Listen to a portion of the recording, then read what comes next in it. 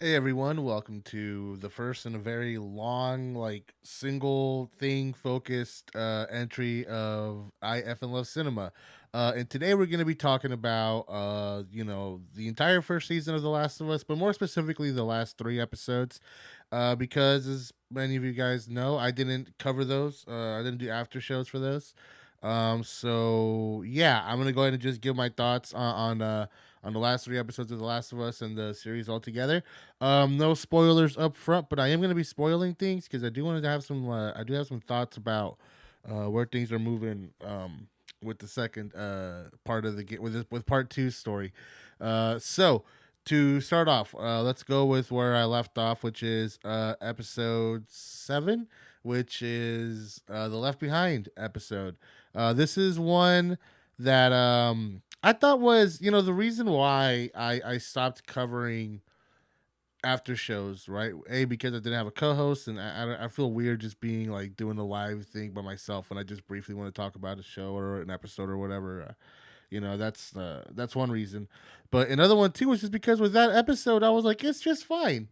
Like I feel like for people who played the game specifically, or at least for me, they hit a point where it was like, okay, I get it, but like it's not different enough that I'm not anticipating any huge departures here, and that's how it played out.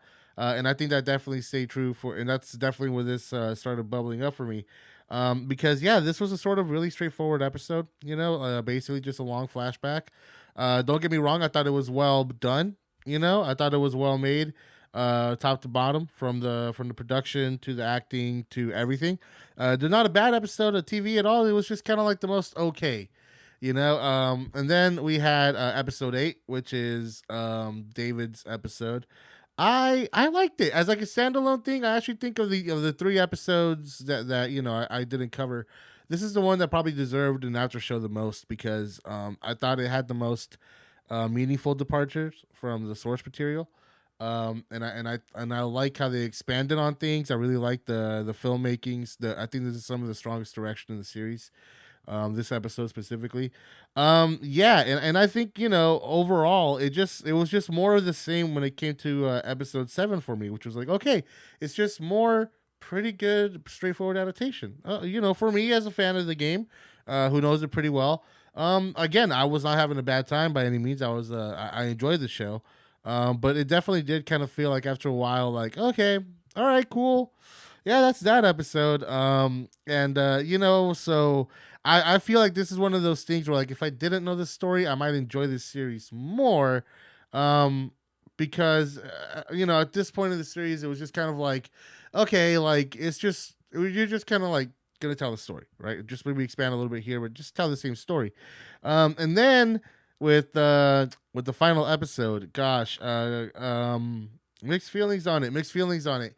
I think don't get me wrong. I think it was a strong episode. I think it was a strong finale. I think Lindsay didn't wasn't crazy about the ending, which was surprising for me because I think it was able to manage. I think it managed to um, pull off pull off that same ending. Make it just as effective and all that. But I think like it's one of those things where usually you want things to be cut as much as possible to be as tight as possible, right?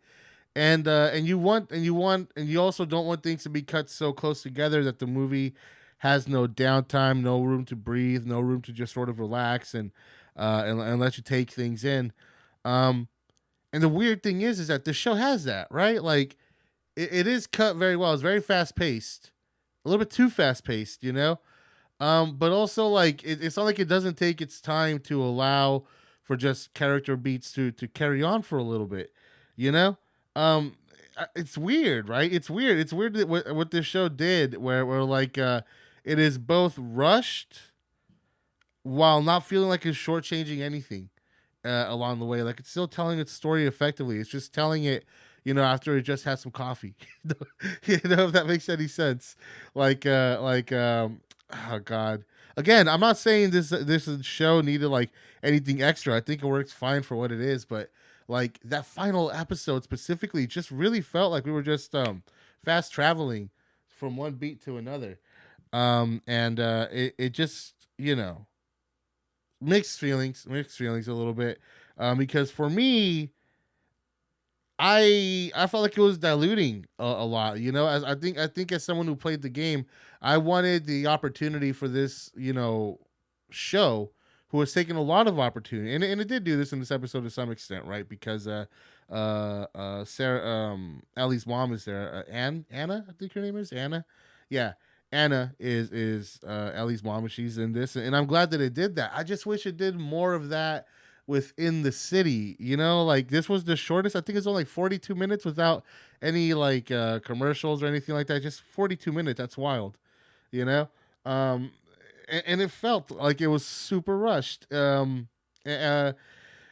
Again, like it was still effective, but I really feel like we could have just used a couple more beats with Ellie and Joel, really just sort of cementing everything, because cementing their relationship earlier on when they're walking through the city. Because when I turned to Lindsay and it was over, I mean, this is the ending of The Last of Us, right? It's a famous ending. It's one of the most infamous gaming stories ever because of its ending. And Lindsay was just like, oh, okay. That's a bummer, right? Like, because like I so badly wanted to talk to so many people about that ending after I first experienced, but I get it. I get it to some extent, because at the end, it really just felt like, okay, let's just get through this, and total bit of a bummer, man. A total bummer for me. Like I don't know. It just could have used a little more room to breathe, maybe just a little more exploration. It does a great job of exploring what's, the world around in the game that we know it, but maybe just like a little bit more to paint the picture better. I don't know what I don't know, dude. I'm not a fucking writer. It felt like I still felt like something is missing when the season ended. But the last episode specifically felt way too rushed.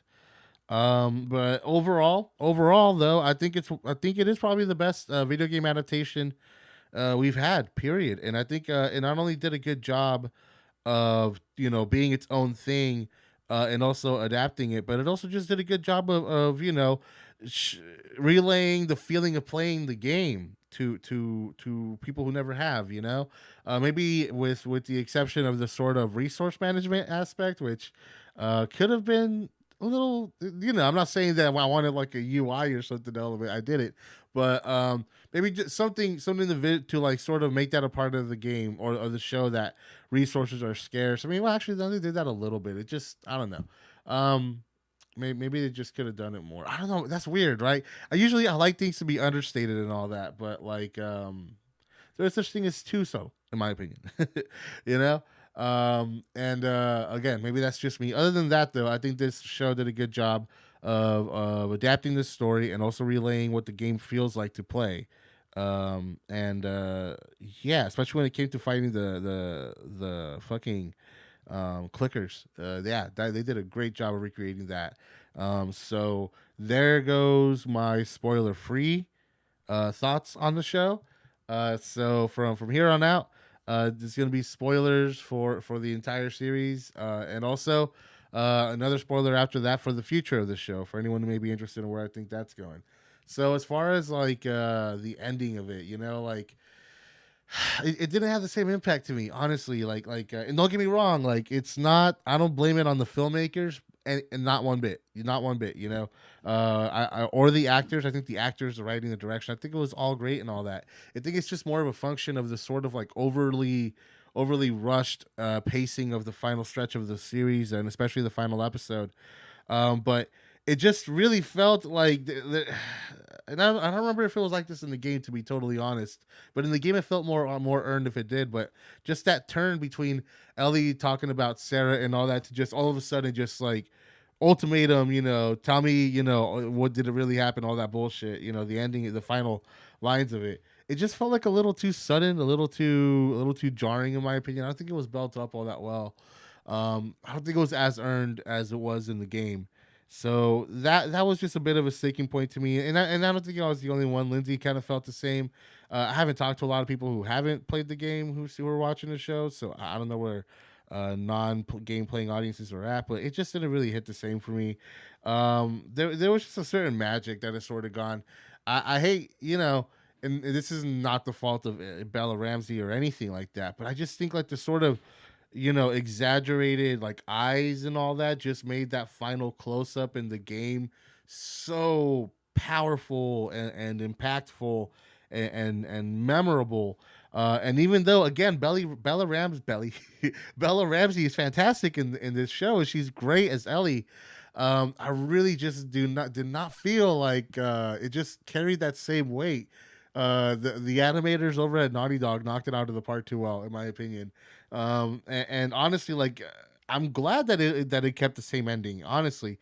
But maybe you should have done something a little bit different, um, to differentiate it, to from the game to make it stand out a little more.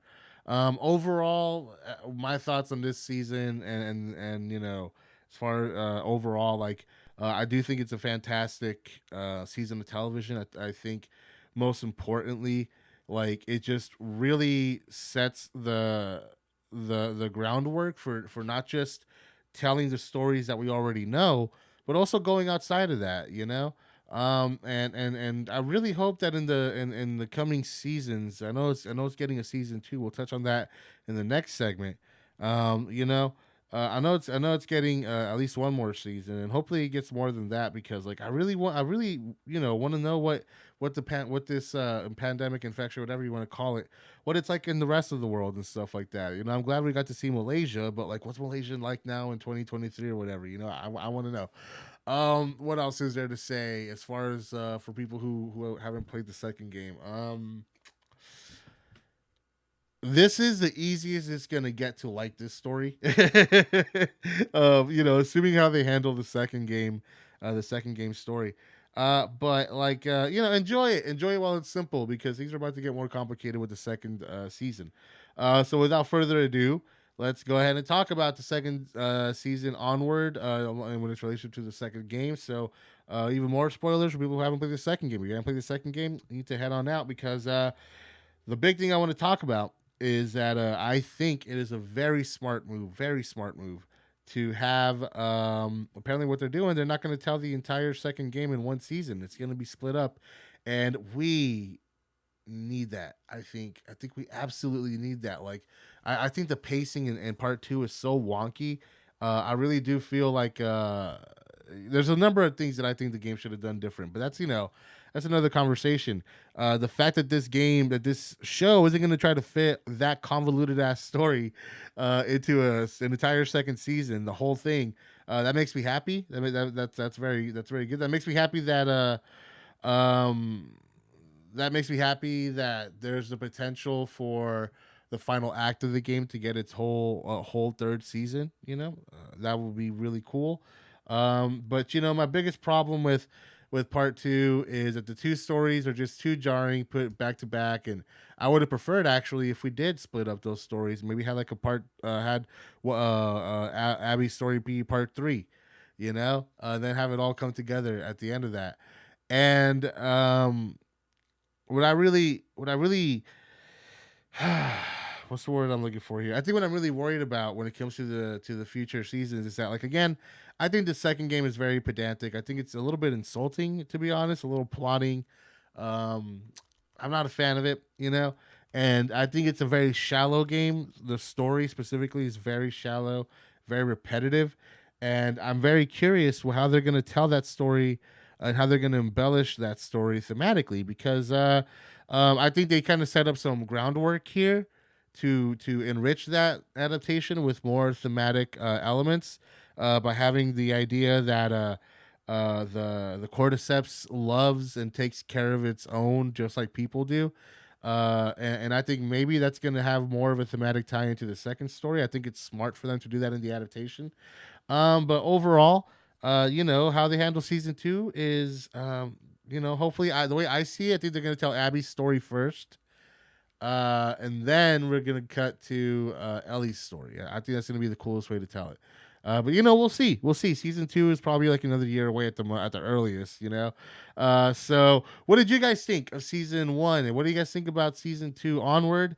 I dug the show overall altogether. I think it was a fantastic season of television, and I'm excited for where it all goes and how they're gonna change things up for the future. So all that being said, I've been Ed. You've been awesome. Till next time, take care.